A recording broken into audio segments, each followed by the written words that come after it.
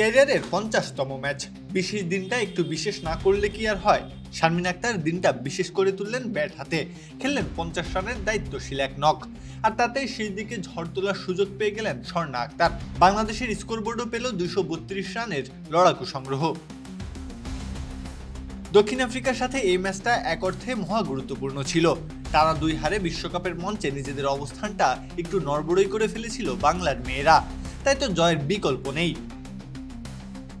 রুবাইয়া হায়দার ঝিলিক যখন সাজঘরের পথ ধরছেন, সেই পথ ধরেই ক্রিজে এলেন শারমিন আক্তার। 49 ম্যাচের অভিজ্ঞতা নামের পাশে। দলকে একটা ভালো অবস্থানে নিতে হলে ব্যাট হাতে জ্বলে উঠতেই হতো তাকে। সেই কাজটাই শারমিন করলেন সুনিপুণভাবে। ব্যক্তিগত খাতায় তুললেন 77 বলে 50 রান।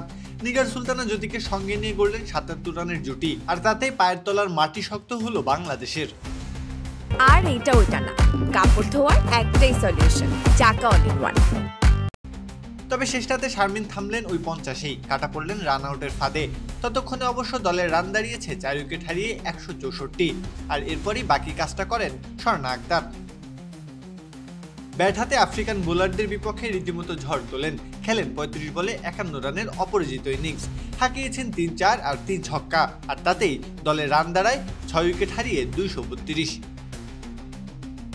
শারমিন নিজের অর্ধশতকটা স্মরণীয় করে রাখলেন, আর স্বর্ণা ব্যাট হাতে নিজের সক্ষমতার জানান দিলেন। দুজনের 50 সুবাদে বাংলাদেশের বোলাররা পর্যাপ্ত সুযোগ পেল আফ্রিকাকে বেঁধে রাখার। প্রত্যহ কাব্য, খেলা 71।